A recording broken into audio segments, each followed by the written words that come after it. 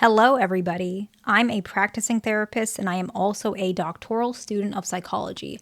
Today, we are going to go over some of the many ways that avoidants numb their feelings when it's more specific to males, females, fearful, or dismissive. I will mention it. If I don't mention it, it just means that it's common across the board for all avoidants, okay? The first one, is competition combined with the illusion of control. Now, a lot of you guys will notice most of these have to do with control, and that is because avoidant individuals, they feel uncomfortable with their feelings. They feel like they're losing control with those feelings, which is why they lean towards numbing strategies that help them to give the illusion of control. So competition combined with the illusion of control. Why not we talk about examples so that we can really drive the point home, okay? Gambling. Gambling is common. Video games, day trading even. And I'm not trying to trigger y'all. I'm not saying that trading is bad or stocks is necessarily bad. I don't think that way. But some avoidant individuals do day trade, so doing it daily, because they feel that sense of competition and gain while having a sense of control, but at the same time chasing that ability that they'll never get full control, right? When you're day trading, when you're playing video games, gambling, whatever it is that you're doing, there is a side of you that cannot control the outcome entirely, right? Because you cannot control the market fully. You cannot control the luck-based component of some gambling, right? You can't control some of the aspects in a video game, especially if you're playing with other folks. You cannot control that. And so you have a sense of control, but you're also trying to fight for that control. Avoidants have this trauma from childhood where when they were younger, they had to always try to compete with control with their parents, with what their parents said. Their parents always told them, you can't feel like this, you can't do this, don't say that, don't do this. And it gave them the illusion that control is something you have to continuously win in order to get love and security. And so often they feel very comfortable with that feeling of that push-pull type of control where they're winning to some extent, right? And so they're chasing that continuously, which is why they can use it to numb their feelings. It does not mean that there is no sense of control in these devices. There are sense of control. However, the sensation of control is a continuous to strive for it, which makes avoidance particularly fond of it. That's what I mean by illusion of control. This one is particularly common with male avoidance. Can happen with female, more common with male avoidance. Fearful and dismissive, it depends, but more common with male. Probably a little bit more with dismissive avoidance, but not necessarily, okay? The next one is eating rituals, okay? High focus on health, maybe eating or numbing feelings with binging. That can be common. This creates a sense of control. I'm not going to give you those specific rituals, by the way, y'all. I'm just saying they have some specific rituals, okay? But this can include even like taking vitamins, by the way. But I'm not going to give you too much detail about this one. I think for obvious reasons, you guys know that. But this is more common with female avoidance, both fearful and dismissive. However, certain rituals are more common with dismissive females, and then certain rituals are more common with fearful females. But I'm not going to tell you which one goes where. I'm not going to give you the details, okay? Exercise ritual. This is more common. This is common with both male and female, and it can be with fearful or dismissive, okay?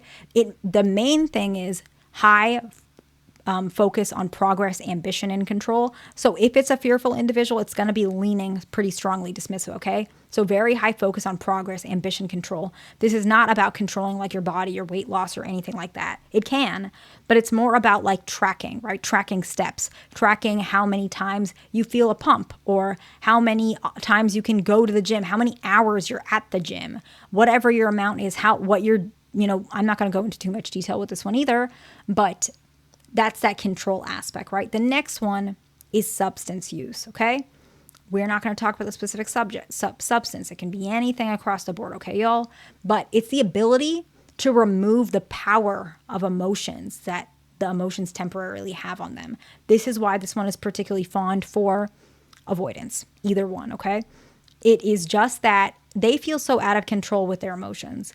And this one is different than the other ones we talked about, because this one is not you are regaining control. It's actually that you're removing the control for this one. That's why they use it. It can be more of a suppression.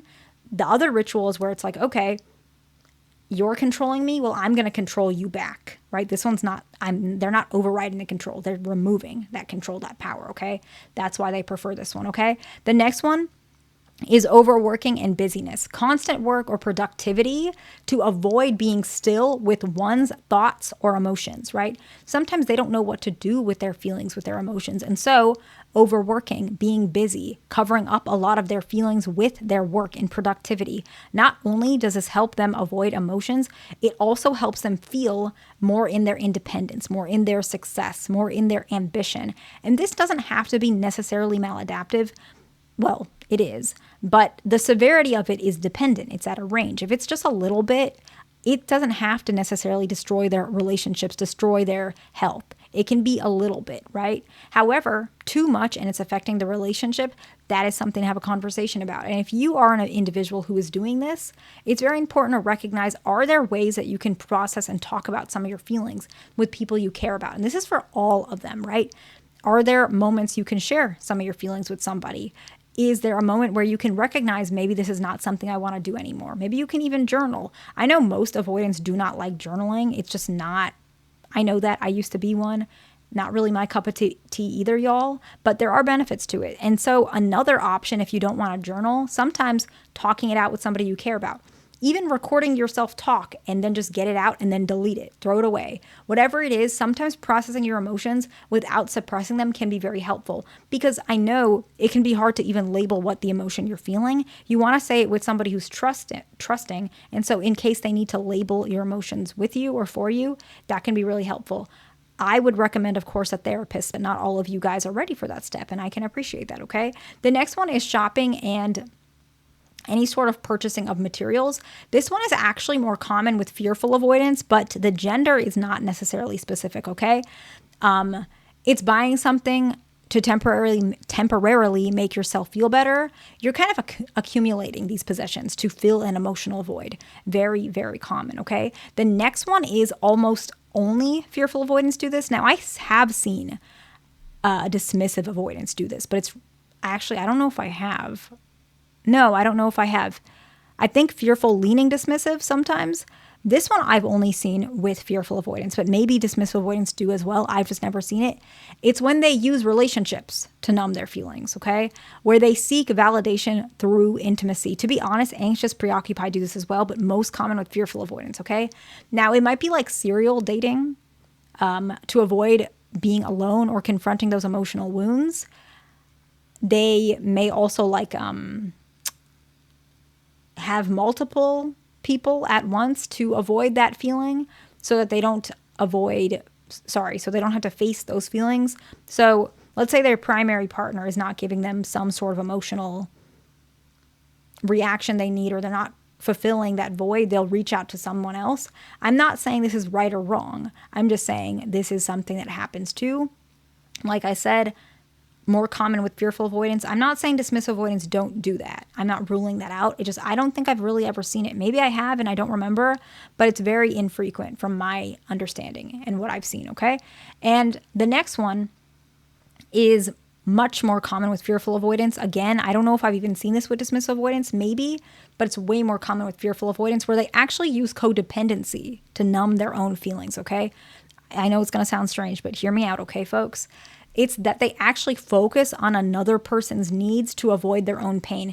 Believe it or not, anxious, preoccupied folks do this too. They basically pay attention to other people's needs all the time, being hypervigilant of other people's needs to avoid their own, to numb their own feelings. They use somebody else's continuous feelings. I'm sure dismissive avoidance do this too. It's not very common, but I'm sure they have. But much more common with fearful avoidance, even those that lean dismissive, because what actually happens is a lot of fearful avoidance particularly have seen so much trauma, they actually feel comfortable in that environment that makes them feel like they're repeatedly getting traumatized. And so by focusing on other people's needs, it reminds them of their childhood. Whereas dismissive avoidance, even though they were not focused on their own needs, they were actually shunned for focusing on needs in general, which is why dismissive avoidance will not do this as often, okay? This is just a brief overview, okay? Take everything I say with a grain of salt. It doesn't mean that if your partner doesn't do this or does do this, it means they're not avoidant or they are. Just a brief overview, okay? Take everything I say with a grain of salt. I hope this video was helpful to somebody. Please like, subscribe. I'll see you in the next one.